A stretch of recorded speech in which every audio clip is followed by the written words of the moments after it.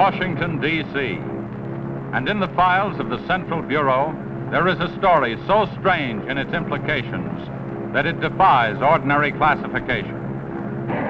It is the story of a handful of people who, in the course of one desperate night, held back a wave of panic and pandemonium. It began after sundown, time 7:15, as Flight A Coast Patrol from Travis Field was returning to base. When the nightly Air Force transport pointed north toward Japan via the Great Circle route. While at sea, the Navy and Coast Guard maintained their usual round-the-clock vigil. And from the equator to the Arctic, the radar network swept the skies with eyes that never sleep. Time, 7:19.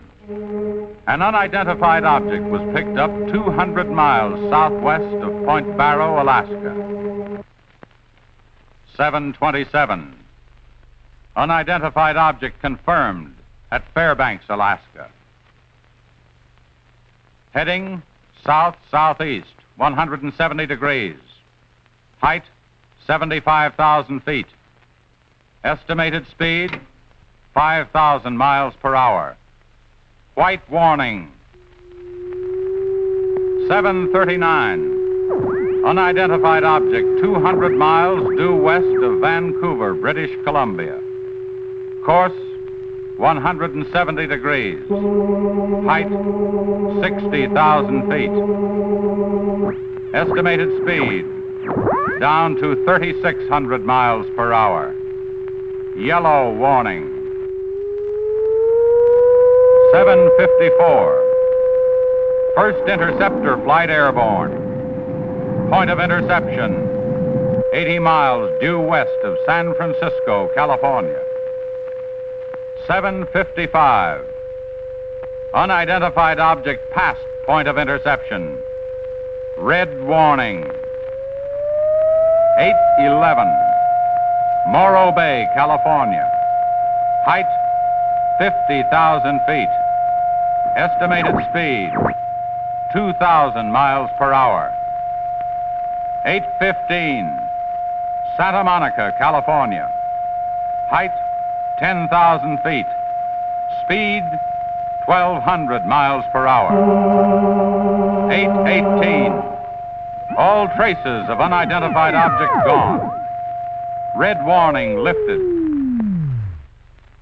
By 8:25 at the Los Angeles branch of the Communications Commission, reports of strong interference with radio and television reception began to pour in from the beach area. The monitors went to work immediately.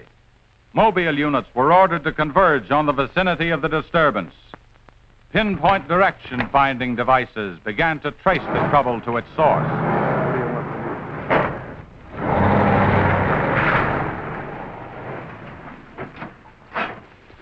This is Mobile 1, Hazen speaking. We're at Ocean and Beacon Way, interference strength 2, bearing 27 degrees. Over. Mobile 1 from center, roger. Over. Mobile Center from Mobile 7, over. Go ahead, Mobile 7. This is Mobile 7. With Pacific Center and Beach 4. Interference strength 3, bearing 39 degrees, over. This is Mobile Center, roger. Stand by. Mobile 1 and Mobile 7.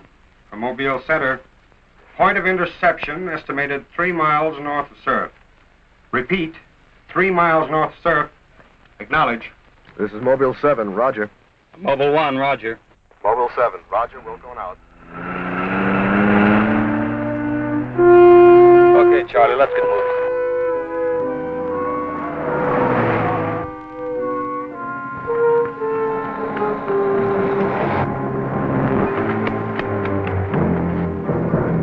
Yes, what is it? Take me to a phone quick. I need an ambulance. What's the matter? My husband and Pete out there in the picnic grounds just above the beach, they've been hurt. Well, this is the communications car. I'll phone it in from here. I'm Mobile 1 to Central, over. Did you make that out, Charlie? Not a word. I'm Mobile 1 to Central. I can't reach you. Repeat. They must be getting us all right. I'm Mobile 1 to Central. Have an ambulance sent to beach at surf. Emergency. 2 men hurt. Acknowledge. Roger and out. I'm sure they'll be here soon now. Tell us what happened. Oh, this man, he just kept coming at us. It was awful. Who? I don't know. He was wearing a suit like a diver. Hurry, please. They're hurt. Charlie, you better wait here. I'll go down and take a look.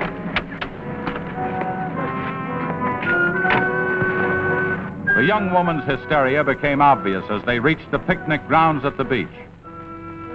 There was no sign of the mysterious intruder, and little could be done for her husband and their friend until the ambulance arrived.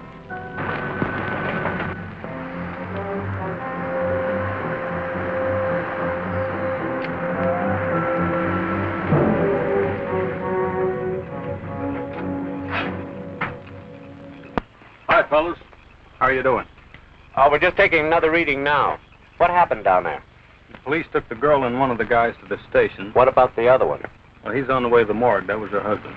You're right on the button, Charlie. 44.7. Report back to Central if you find anything else. All right. Charlie, grab that portable and check the beach, will you? Got it right here. I'll pick you up right here in about an hour. Where are you going? Police asked me to drop by the station and sign a report. I'll see you later. If you don't, you know where to look for the body.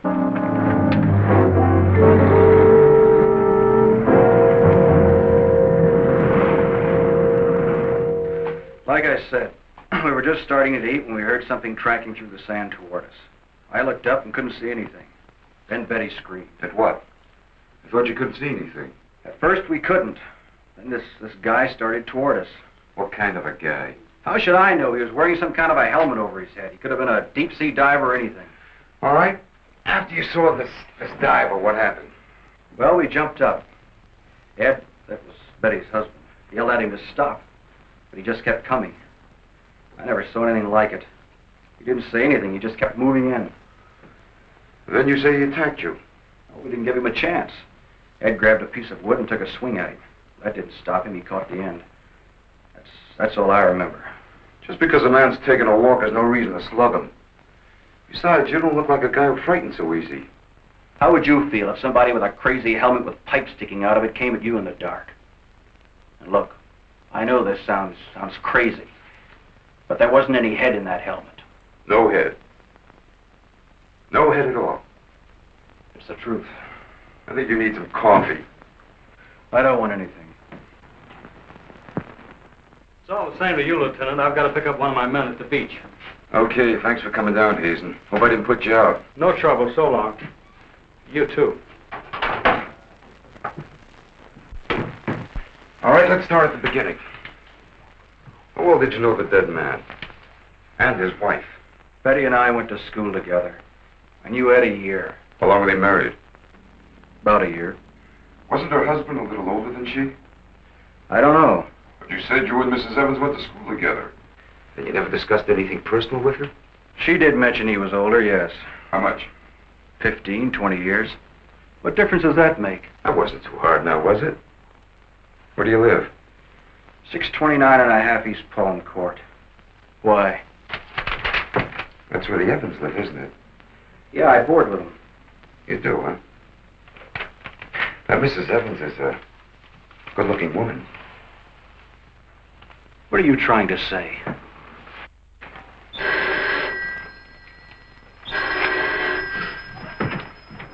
Lieutenant Bowers. Where? Yeah, I got it. I'll leave right away. Good enough murder. Near the beach. Keep an eye on this guy until I get back. What do you mean? You'll stay right where you are. At least until Mrs. Evans feels well enough to talk. What do you want from her? Oh, I just want to see if your story checks with hers. After all, you went to school together, remember?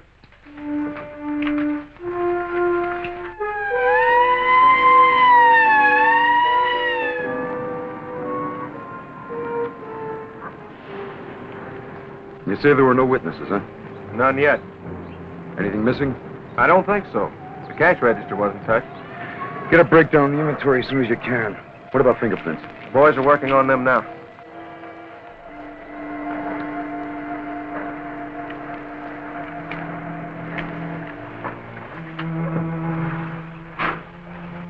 I'm late. What kept you so long? The lieutenant asked me to hang around a while. What's the score? Looks like one of those things. Pretty girl, older husband, young boarder. Kid claims some guy without a head knocked the old man off. You don't say. Anything else? Yeah, he had a diver's outfit with horns. No. He's going to have to do better than that. How are we doing? I took a reading about 10 minutes ago. The radiation is going out with the tide. What about the radio phone? It's working fine again. I just got a call from Central. They said Mobile 7 picked up some new trouble northeast of here. Here we go again. Hop in.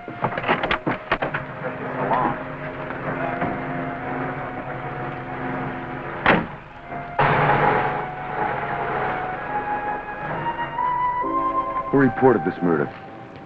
There he is there. He lives next door. His name's George Nelson. Hey, Mr. Nelson. Yes, sir. Come here, will you? I'm Lieutenant Bowers, homicide. You found this body?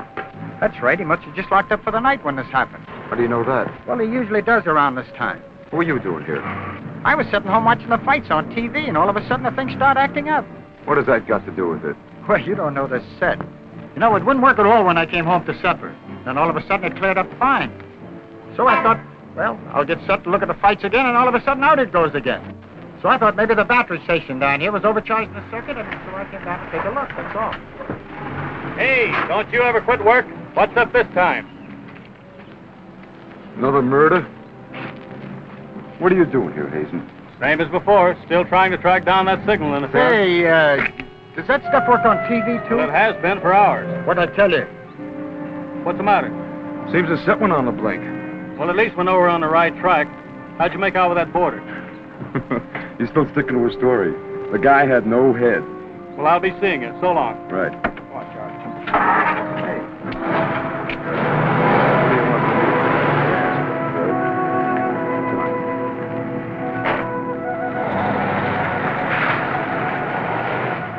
And so the communications team resumed its mission to track the mysterious interference to its source.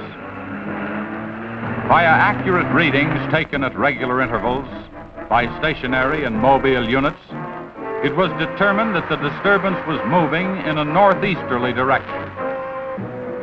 By 10:34, Mobile Center had pinpointed the disturbance at the edge of the Huntington oil fields. Units 1 and 7 were instructed to close in.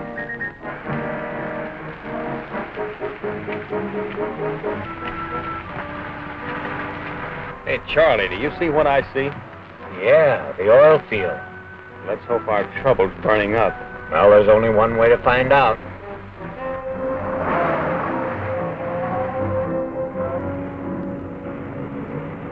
Look, Sarge. 2 murders and an explosion in one precinct is big news. Now, come on, you can't pin it all on the young boarder. Or can you? Very funny. Yeah? I'm Hazen of the Communications Commission. Oh, the lieutenant's waiting for you. Thank you. What's a wheel? You heard the man, Communications Commission.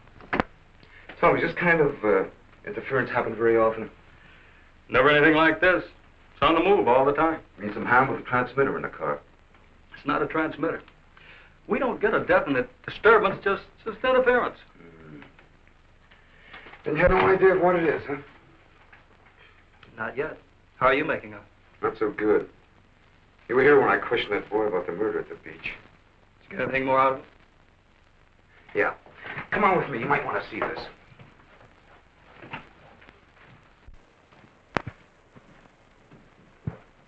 I see you're just about done. Thanks, you can go now.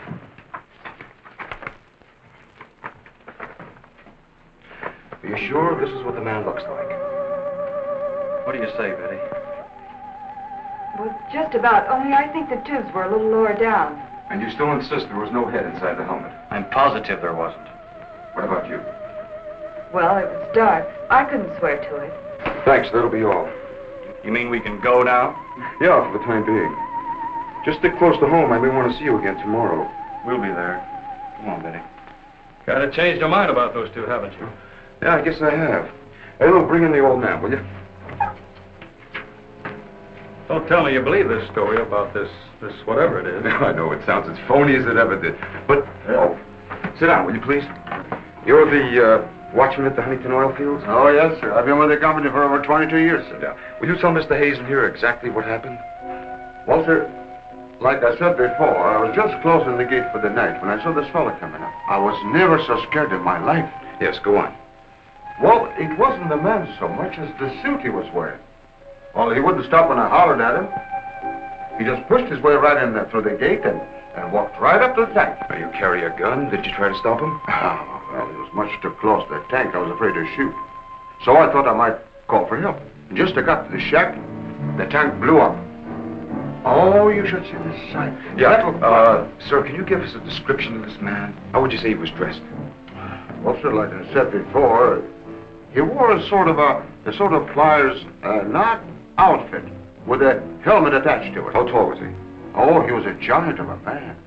And he had tubes sticking out of that thing, that helmet he wore. Can you tell us what his face looked like? Well, sir, though he got pretty close to me, I could swear the man had no face. Now, if you saw this man again, would you recognize him? I mean by his outfit. Oh, I'll never forget that sight if I live to be 100, sir. Would you say this is the man? Wait, sure, that's him. Thank you very much. You may go now. All right, sir. Thank you. Well, Hazen, what do you say now? Beats me. The descriptions check all right. This could be some kind of flying suit. High altitude equipment. Yeah, that's what I've been thinking. Well, how do you explain that stuff about the missing head? No, we can discount that. These people were frightened. It's night. Nobody really took a close look at it. I guess you're right. But whoever he is, that outfit doesn't look like one of ours. Of course, he could have been dropped by parachute. You mean sabotage? We're checking. I think we better wire a report to Washington, see what they say. You can use our teletype. I'll tip off the LA police to be on the lookout for something unusual. Hey, wait a minute. What about the press? Oh, I don't think they know too much now. We better keep it that way for a while at least, till we find out whether our friend is still around here. Well, if he is, I think we can find him for you. My hunch is that he's carrying something around that's causing all this disturbance, whether he knows it or not.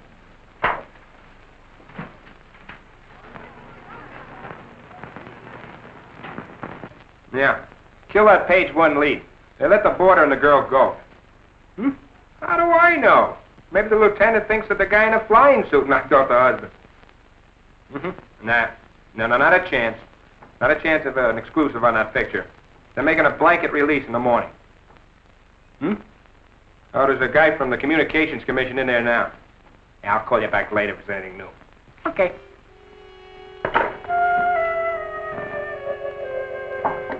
Come in. Sorry to interrupt you, Lieutenant. Yeah, what is it, Jim? There's a teletype cam for you. Oh, thanks, Jim. We're waiting for it. That was fast.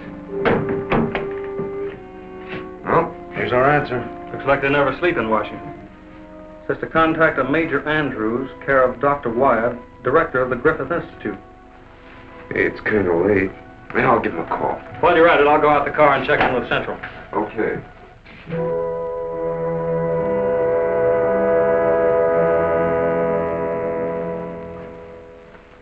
Well, that's the story up till now. We got in touch with Washington. They told us to contact you here. Very interesting. What do you think, Doctor? When I see something like this, I understand why you gentlemen might have thought sabotage was involved. Lieutenant, are you sure there were no traces of this saboteur, this X-man, found after the explosion in the oil field? Fire department went over every inch of the area. Didn't come up with a thing. Well, then there's a strong possibility that he might have perished in the explosion itself. I doubt that. We're pretty well convinced this man is carrying something that's responsible for all the signal interference. According to the last report I got, there was a definite disturbance about 3 miles east of the oil fields, sometime after the explosion. Well, then if he's alive, you should be able to keep an accurate check of his whereabouts. Not that easy. As a matter of fact, we lost contact about 3/4 of an hour ago. Maybe he realized you were trailing him and got rid of whatever he had that was causing the disturbance. In that case, there's nothing much my department can do to help you. I guess it's up to us. Unless you have some suggestions. Well, let me think out loud for a minute. It might just be that what we've been talking about so far, and this phantom, as we'll call him, ties in with what the doctor and I have been discussing. That is very possible. I don't know whether you know it or not, but somewhere around 7:30 this evening, our radar networks picked up an unidentified object off Point Barrow, Alaska. They traced it clear down to Santa Monica before they lost it. Santa Monica? That's where we first picked up our radio interference. Yeah, right at the scene of the murder. Well, then, if all these things tally up, we've got some idea of how our man got here. You mean that he came in some plane? In that case, somebody would have seen it land and take off again. Or did it crash? No. No, we don't think it was a plane. No rocket or jet that has been built so far can attain the speeds of 5,000 miles an hour, particularly for such a great distance. And maybe we're on the wrong track altogether. Couldn't your unidentified object have been a meteor? They travel at a terrific speed. Yes, fast enough for most of them to burn themselves out the moment they hit the Earth's atmosphere. And did it occur to you that meteors are not very likely to travel horizontally, all the way from the North Pole to California? If it wasn't a meteor, or a flying missile of some type, how do you figure this phantom ties in? We're not sure that he does. I don't care what you say, but it doesn't make sense to me. Anybody trained in sabotage would stay undercover. This guy's walking around in a monkey suit, killing people. Excuse me, Dr. Wyatt. Is there a Lieutenant Bowers in here? Oh, yes. What is it, miss? There's a Mr. Wakeman from the Chronicle here to see you. Wakeman here? Now, what does he want? Well, there's only one way to find out. Before you go, Lieutenant, I don't believe you have met my assistant, Barbara Randall. Well, hello. Hello. It's Mrs. Randall, Lieutenant. I'll be right back. Barbara, you know the Major. Of course. And this is Mr. Hayden of the Communications Commission. How do you do? Well, I see you are working a little later tonight than usual. Yes, my husband's teaching a late class, and he won't be able to pick me up for a while. Besides, I had some work to do in the lab. Well, at least you'll have lots of company. All right. So I shouldn't have come up here.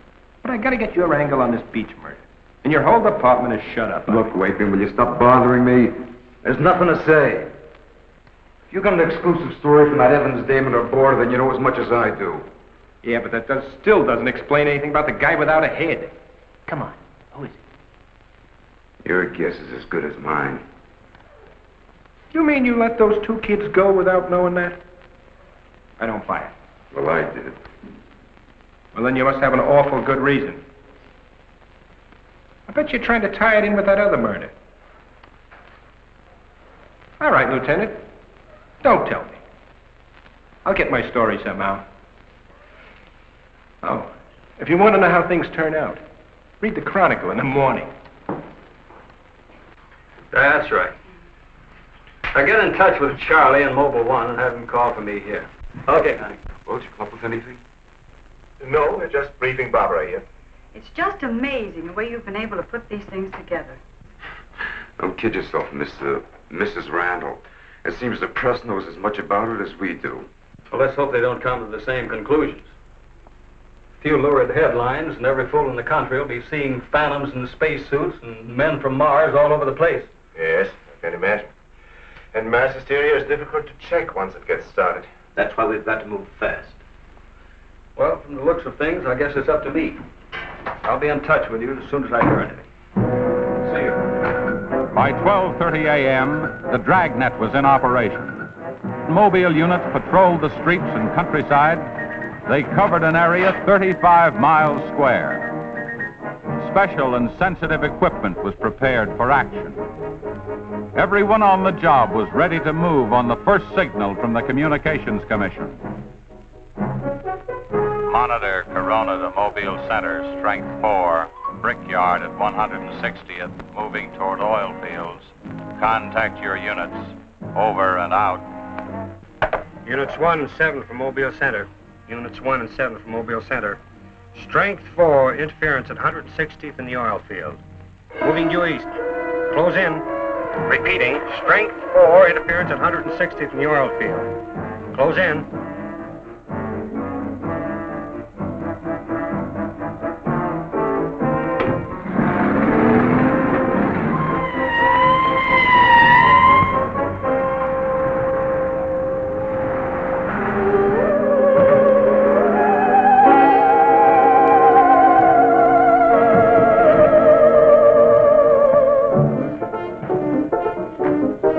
Joe? Just got here, trying to set this up. What gives, Hazen? It's in this area, all right. I brought the Geiger counter. Thank you, Doctor. Why don't walk over those oil fields? Well, it doesn't register as far as the oil field. I think we'll do better if we split up, man. Right, Lieutenant. You two go that way. Lieutenant, out here. Vince? Joe, you follow him. Come on, Doctor. And you? Oh, forget it.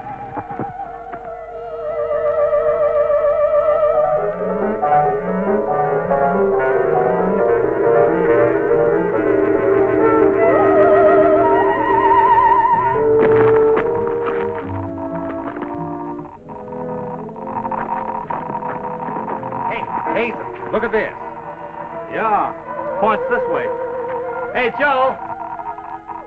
Joe.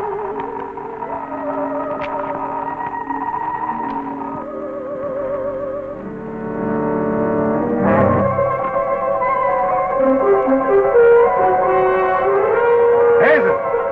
Hey, Hazen! 603! Going strong. That's it, Doctor.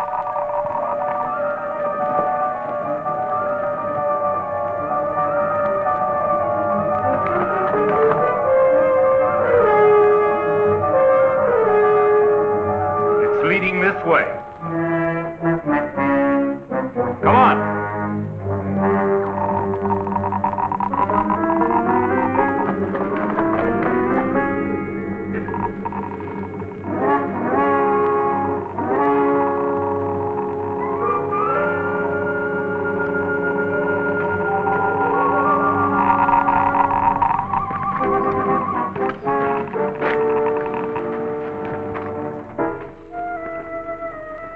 It's this way. Come on.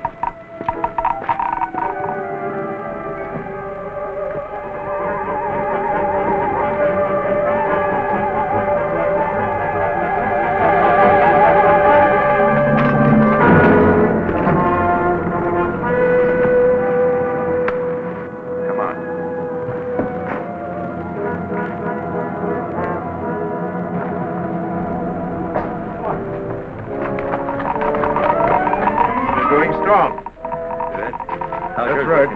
Checks with me. Sure does. He's here. We saw him. There he goes. Come on!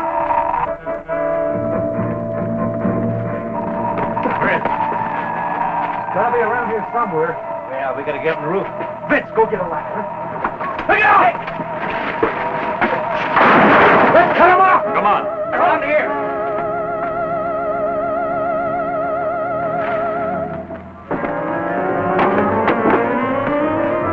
Anybody see him? There he is!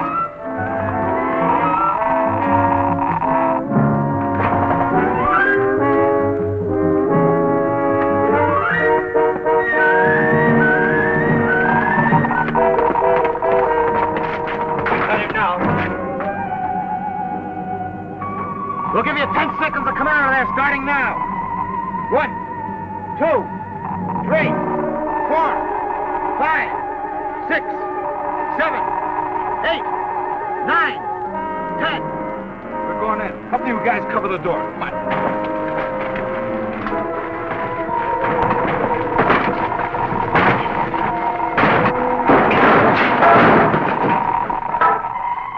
Why, there's nobody in here.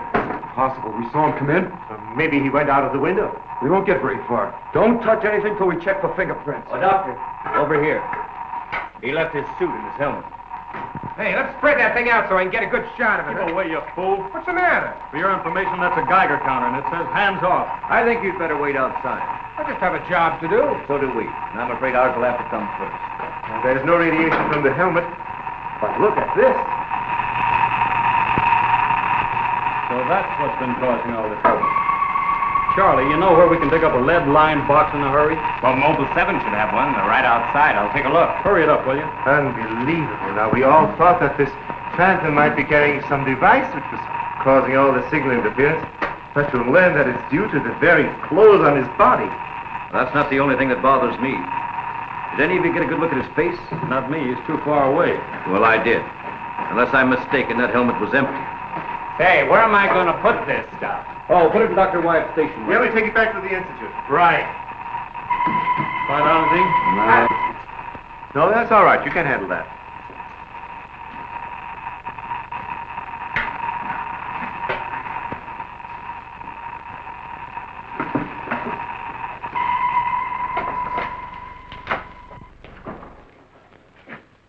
Any luck? Not a sign of him. Boys are still searching the grounds. For what? Nobody knows what he looks like without that outfit. I'll bet on that, Major. Reporter got a flash picture of him, and I just happened to borrow that film. It's on its way to headquarters right now to be developed. Good. Send us a print as soon as you can. Sure. Lieutenant, are you sure you don't want to come with us? We want to make a few tests at the lab. I'd like to, Doctor. Would you know the situation? I gotta get that guy. Let me know how you make out, will you? Yeah, we'll do that, sure.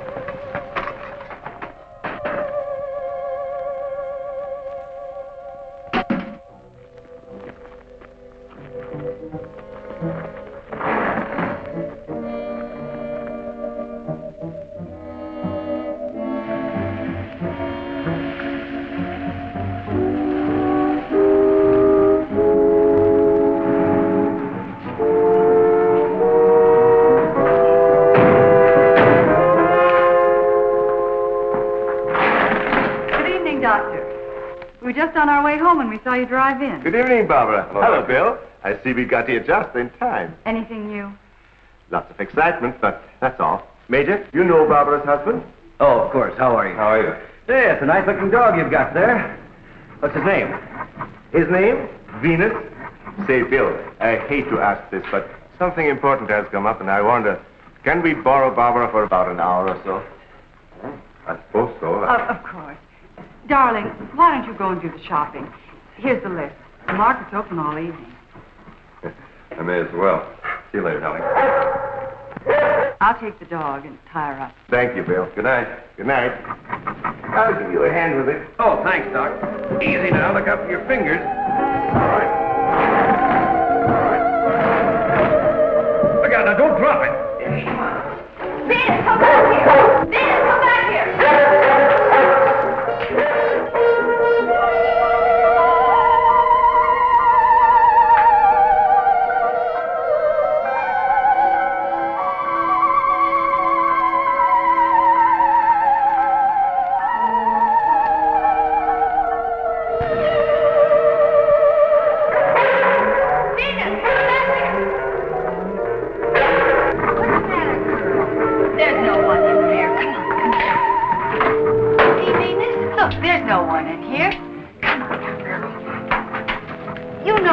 Lot in here. Venus, I said be quiet. Come on, girl.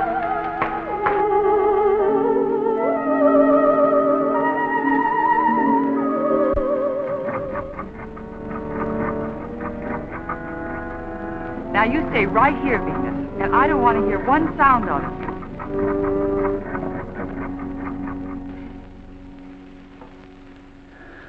You were right, Doctor. There are no fingerprints anywhere. What's all this? Hey, don't touch anything. You better put some gloves on.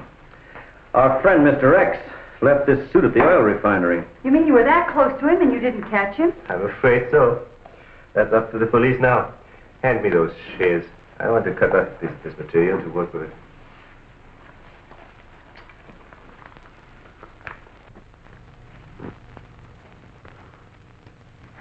Say, you better have those sharpened. But I just bought them.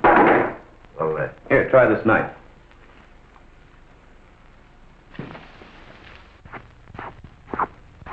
that still won't cut. Let me try.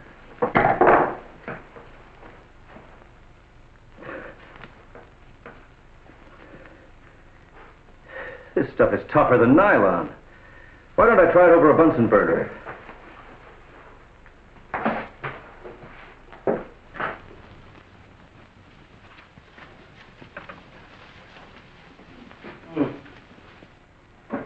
It doesn't burn either. Let's take a look at it under the microscope. Look, it's magnetic. Magnetic? Here, I'll- Radioactive. And apparently indestructible. Thank you.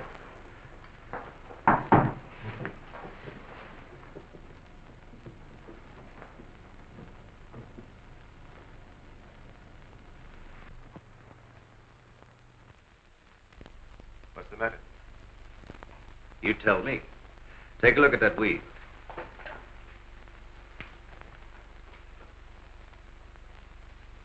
What weed? There is none. This material is one solid mass. May I see it?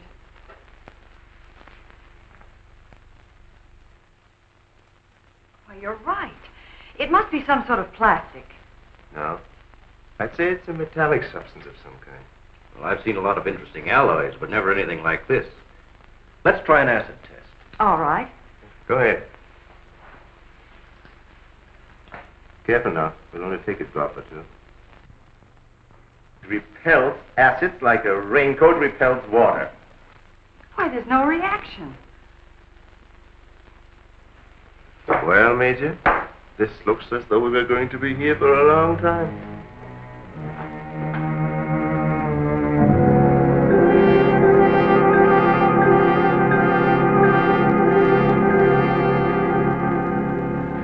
Now we have it. The helmet is not radioactive. The suit is. There is no doubt. This spacesuit is conditioned to function above 63,000 feet, where human blood would boil, resulting in the body expanding to twice its size. And death, of course. I know. And it must withstand pressure and counterpressure. Also, it must be so supercharged it can function in thin atmosphere. Now, let's see what it is that is left in this breathing apparatus. Well, how are you doing? The gas from the helmet tank breaks down to 11% methane. Ordinary marsh gas? What's the rest of the formula? No, that's where I'm stuck. I can't figure it out. It just doesn't respond to any of the usual tests. Well, how could anyone exist on that combination of gases? You and I couldn't. But apparently someone can. Oh, Doctor, are you trying to say that our X-Man doesn't breathe oxygen and hasn't the metabolism of a normal human? I really don't know. From what we've seen, he has some physical characteristics which make him appear human. But added to them is this fabulous radioactivity that none of us could stand. I am puzzled.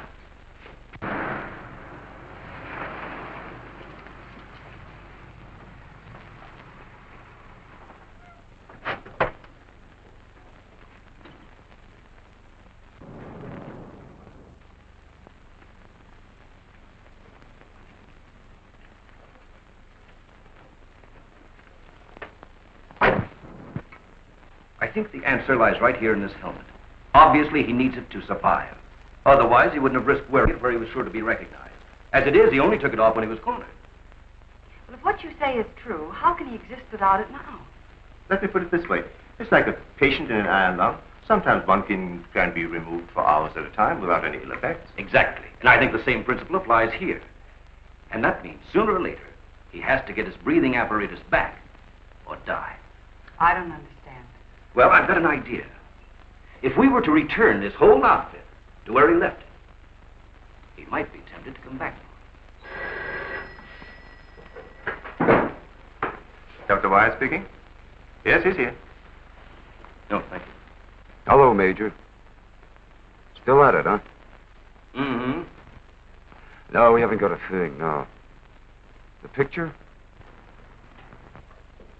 Yeah, hold on. He says the picture the reporter took of our man didn't come out. I was afraid of something like that. The radioactivity must have burned the emulsion. Hello. No.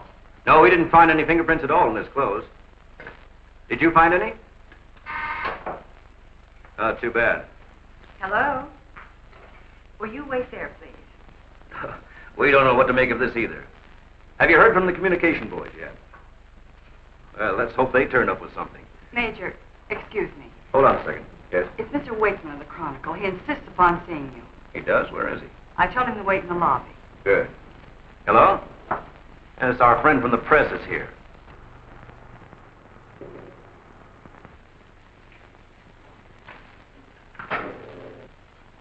Don't worry, I wouldn't dare let anyone in on anything. At least not till we get something concrete. Right. All right, I'll see you later. Well, I guess I'd better see this newspaper man. Want to come along, Doctor? I think I will.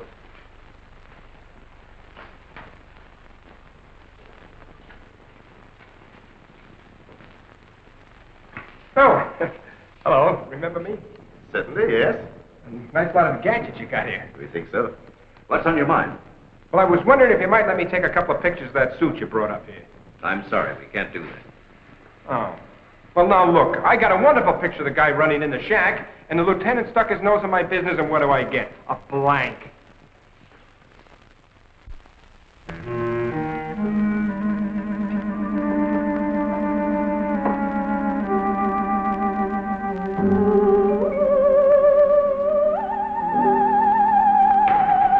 Is that you, Doctor?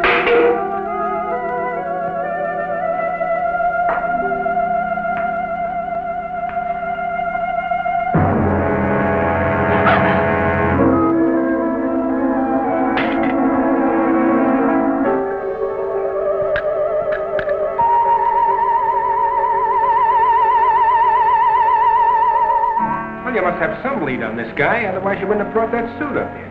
Well, let's just say we were curious.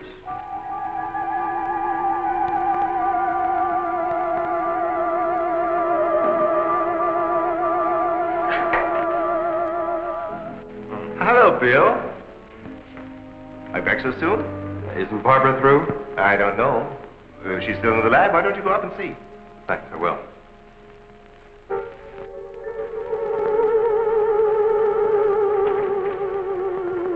Barbara? Barbara, are you in there? Bill, listen to me. I'm not alone. Someone is in here with me. I can't see him. He locked the door and has the key. I'll break the door down. No, Bill, don't, please. You better get help. You mean I've come all the way up here for nothing? I'm afraid so. Good night. Yes. Good night, Mr. Wakeman. Good night.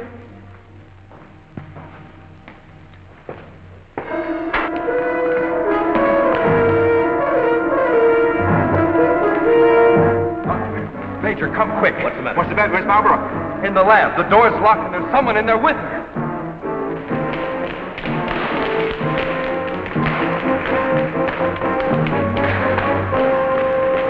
I thought you said the door was locked. It was.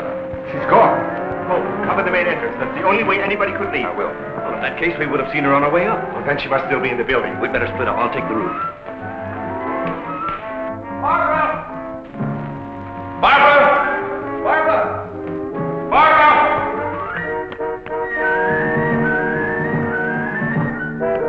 Barbara! Barbara! Where are you? Barbara!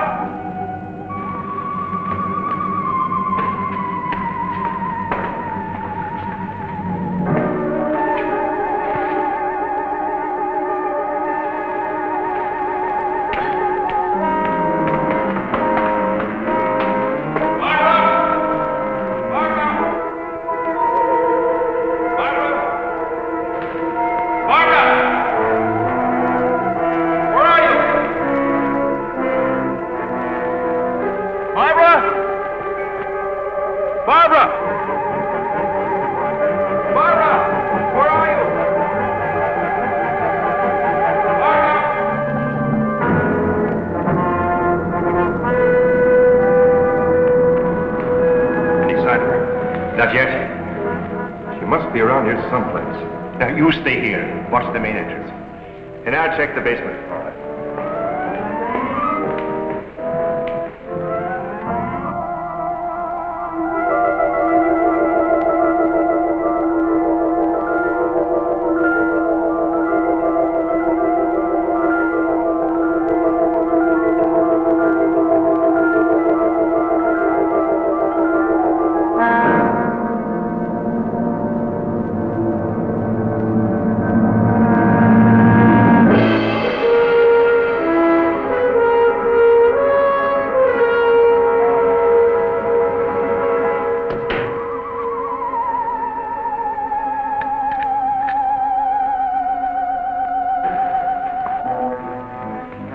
It's not up there. Where's the doctor? He went down to the basement. Here he comes. You didn't find her? No. I'd better call the police. But there's no telling what could happen to her in the meantime. No, take it easy. We're doing the best we can. But she said she was locked in, and she couldn't see who did it. Can you explain that? No, not yet.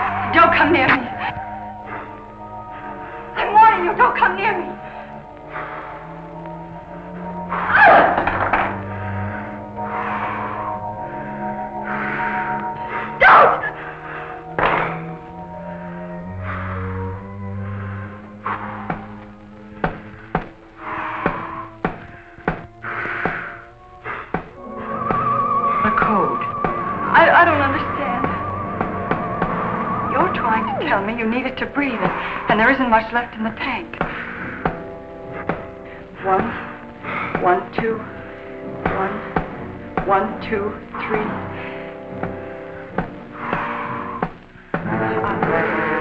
I'll write it down.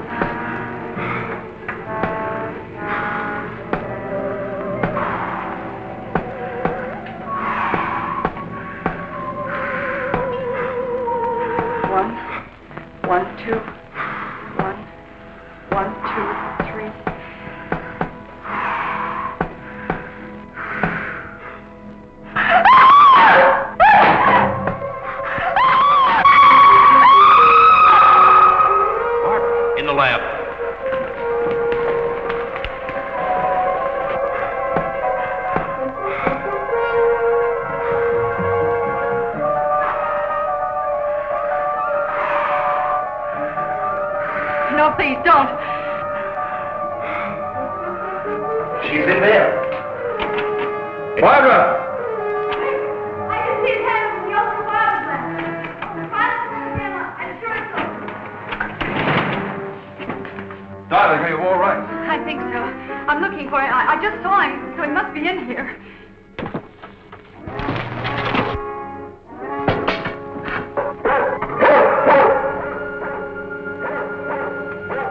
Steady feet to the ground.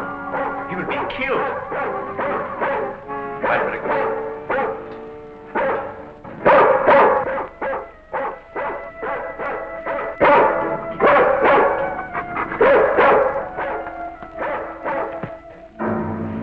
It was right there. I couldn't see him. I didn't know what to do. Come here. Quick! Disintegrated. This is amazing.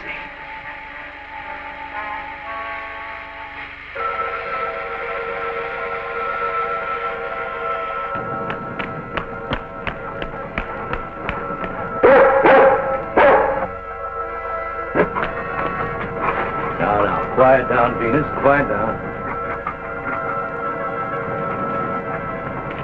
Down.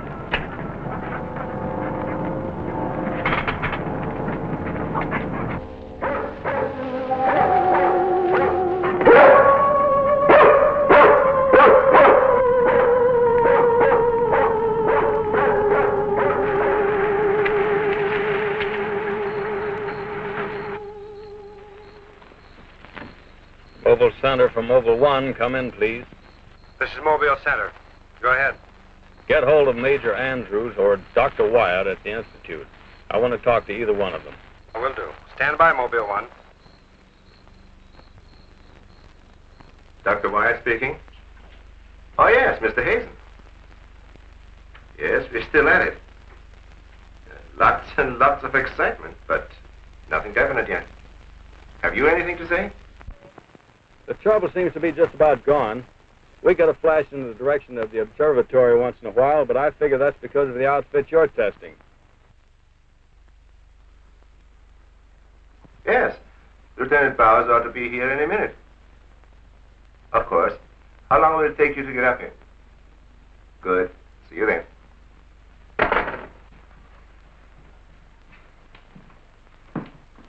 Thank you, gentlemen. Put it down here, please. Barbara, bring that cord in over there. Now you're going to see... I have to resort to ultraviolet light in order to show you what little there is left of the spacesuit. As you can see, it has reduced itself to this liquid, and it is in an evaporating stage. The helmet is in the lab and still intact.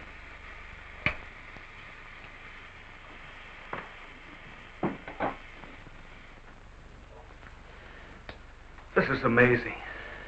All the radiation in this suit would be fatal to a normal human being wearing it. Of course. And furthermore, our respiratory system could never simulate gases such as we have found in that breathing device. Well, then we have to assume our so-called X-Man carried his own atmosphere with him. Excuse me. But as a matter of curiosity, why do we refer to this thing as a him? I thought it was invisible. Under normal conditions, yes. Yet, Mrs. Randall did see the imprint of a large foot and a masculine hand under ultraviolet light. How do you explain that? I don't know, but the human body is composed of various elements with a carbon base. Like coal. Yes. Now, suppose we maintain the same chemical composition in the body of the X-Man, but substitute silica for carbon. Silica, that's glass. Exactly. Now, it is possible that the body with such a base, if it were subjected to an atmosphere foreign to its origin, might appear invisible to our eyes. Are you trying to say, Doctor, that we're not dealing with a human being? I didn't say that. On the contrary, all the evidence points in the opposite direction. Toward a superhuman with an intelligence far superior to our own. How can you tell? First of all, Mrs. Randall saw that he has a hand with digits like our own fingers and a thumb opposing. That alone is a sign of intelligence. And he comes from a civilization that has developed adequate space transportation to enable him to travel to Earth. We have nothing yet that can reach even another planet in our own solar system. That could account for the unidentified objects picked up by radar a few hours ago.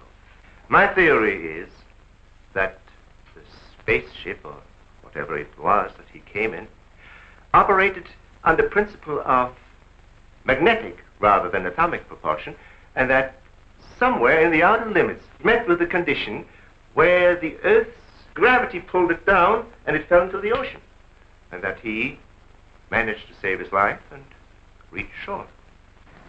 You really can pick up any type of communications interference, no matter how weak the signal may be. Sure thing. We were on his trail from the minute he left the beach. I never knew you carried such sensitive instruments in your car.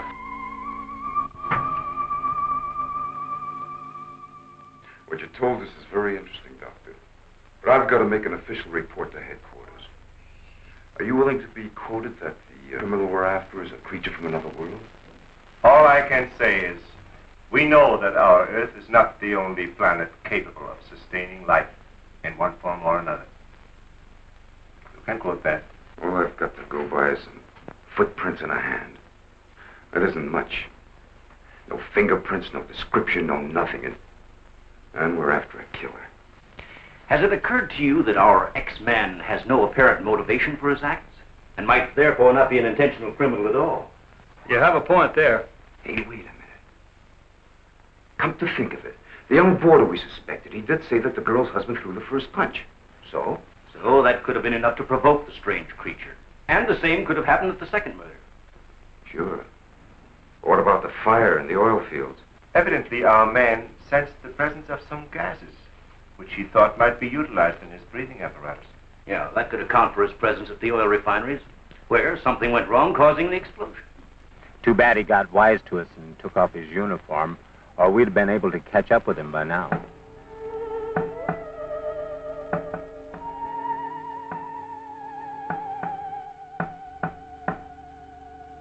No, he didn't utter a word. But I'm convinced he was trying to convey a message to me. He kept tapping out a code. I wrote it down. Let me see that, please. Doesn't make sense. Well, it may be based on some mathematical system we know nothing about. But he was trying to tell us something. Why did he run away?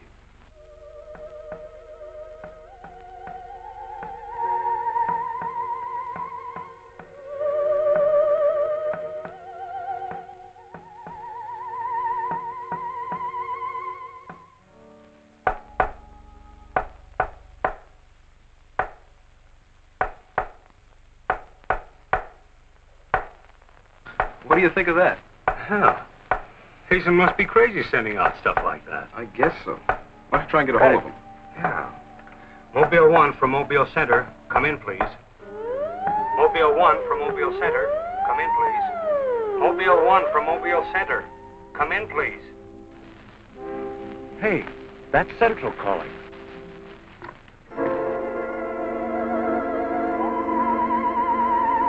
You better stay here by the car. I'll go tell Hazen. Yes, Colonel Powell. Of course, I'll mail you a complete report first thing in the morning. Yes, sir, thank you. Oh, and I'm awfully sorry to disturb you so late at night. Right, good night, sir. He's around here, this invisible guy. He was in the car. How do you know? I was talking to Randall outside when I heard Central calling. Before I could get over to answer, I saw the door open and shut by itself. He's desperate. For all we know, he could be trying to send a distress signal to his home base, wherever that is. Well, let's hope he doesn't get through. We've got enough problems with just one of those guys. Well, at least we know he's around in the vicinity, and it's obvious what keeps him around. Of course. He's got to come back for what little gas there is left in this helmet. And when he does... Oh, please, the most important thing is to take him alive. If we can only make each other understand, there's no telling how much science can profit. I'll go along with that, Doctor. But I've got to make sure that once he's cornered, I'll be able to hang on to him. I think we're all agreed on that. All right, good, then we must see it from his angle. He's in an alien world. No doubt we are as frightening to him as he is to us. Now, the most important thing, then, is to keep calm at all costs and do nothing to provoke him. Immediately, a simple plan to trap the Phantom went into operation. All obstacles to his entry were removed. To erase any possible suspicion, the doors were left unguarded, and inconspicuous electric eye equipment was set up. All this was connected to a makeshift control board, which would immediately signal the exact location of the trespasser. Now, there was nothing to do but wait.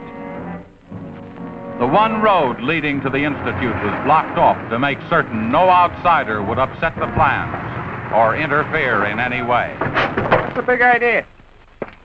Sorry, nobody's allowed through here. Who says so? Lieutenant Bauer's orders. Oh, is he up there? He might be. Well, you get word to him that Joe Wakeman of the Chronicle is here. Sorry, Bud, I can't leave. Oh, what about them over there?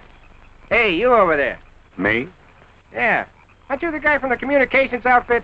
Didn't I see you down at the oil fields a couple hours ago? What of it? You got anything to do with this? Well, you'll have to ask Lieutenant Bowers about that. How can I if he won't see me? That's a good question.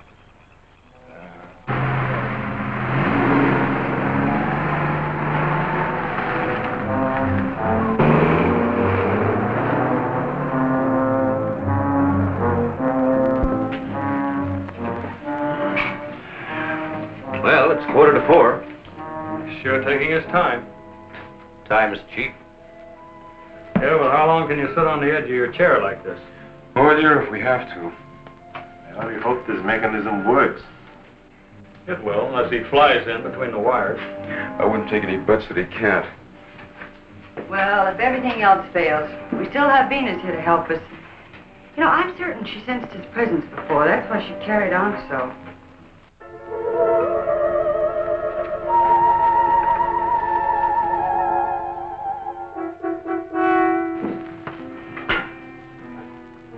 What's the matter, Lieutenant? Is this thing getting you? Oh, no. I'm just thinking about public reaction to all this. I'll have to give something to the press by morning.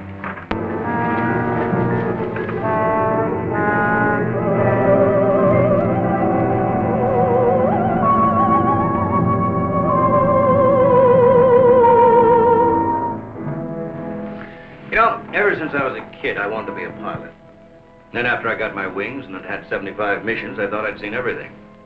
Now, after all this, I know I haven't seen anything. He's here. The back entrance.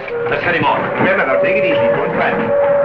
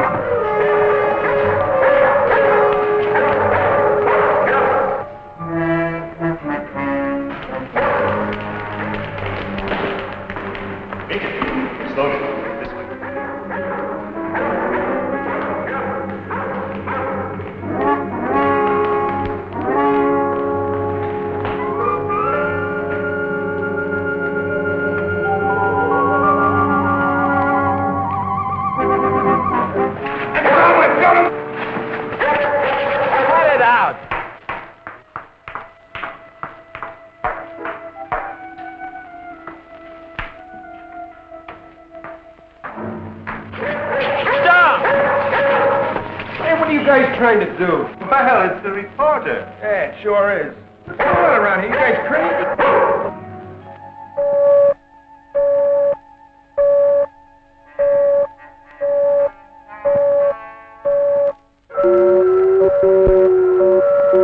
How'd you get in here? Oh, that don't make any difference. Come on, what's up? What's going on?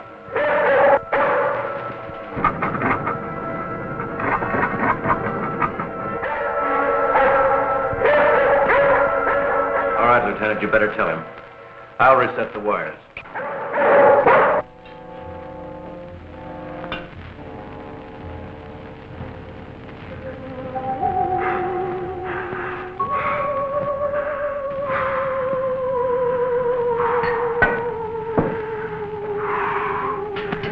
Don't be afraid.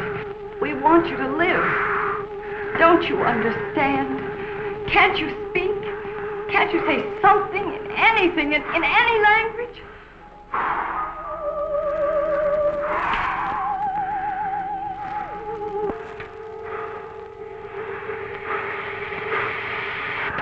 Listen, everybody. He's in the lab with me now. He's in the lab with me now. Venus, be quiet. The door is unlocked. Hurry, he's having trouble breathing. I don't think he can last much longer. And please, don't let Venus get at him. And walk in quietly. Quiet, Venus.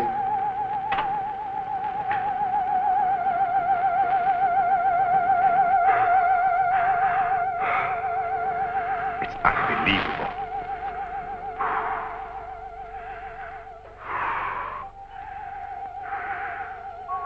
You see, there's nothing to be afraid of. Nobody wants to hurt you. I've tried to reason with him. I feel he understands, but he can't speak. Wait a minute, I'll try his code. I think I remember it right.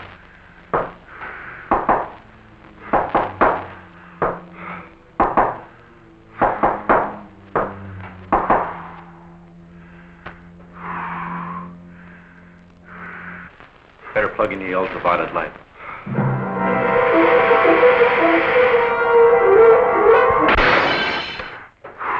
Oh, you scared him.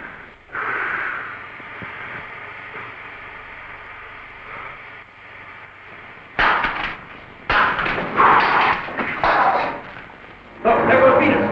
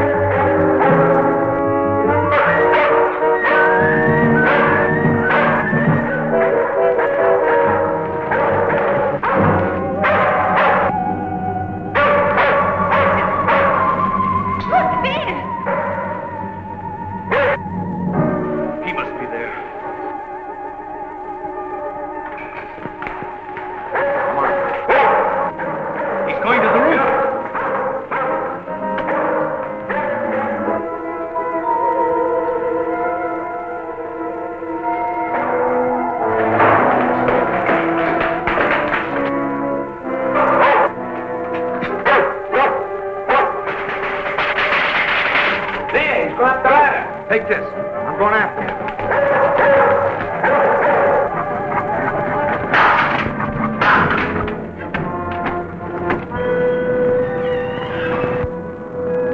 The door. In here with a big telescope.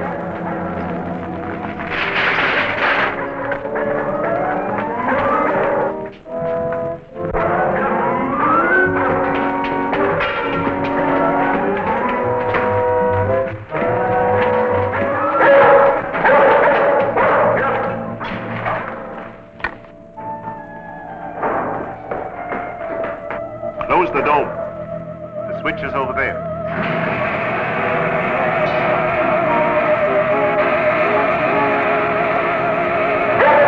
Smoke senses something. Quiet, Venus.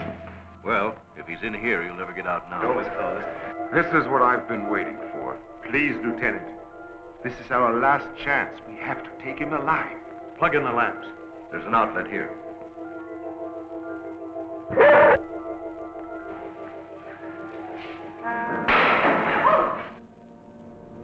He must be up there.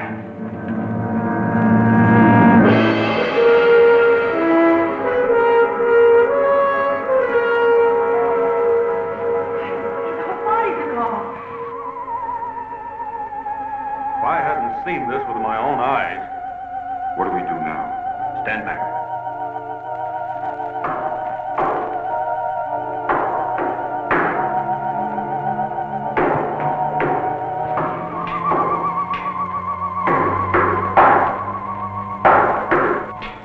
Amazing. This code again. Look. He's trying to speak, but no sound is coming out of his mouth. Look at Venus. She acts as though she hears him. Yes. Dog can hear sounds that we can. His voice must be beyond the range of the human ear. Maybe he's screaming. He's suffocating. The glow, it's almost gone.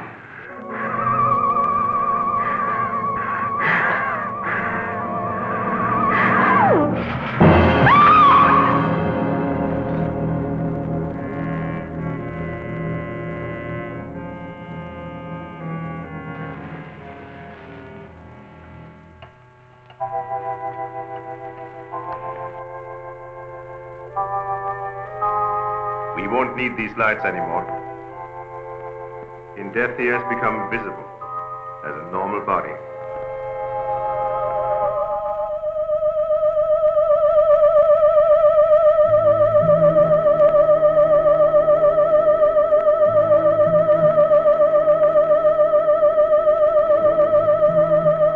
Look.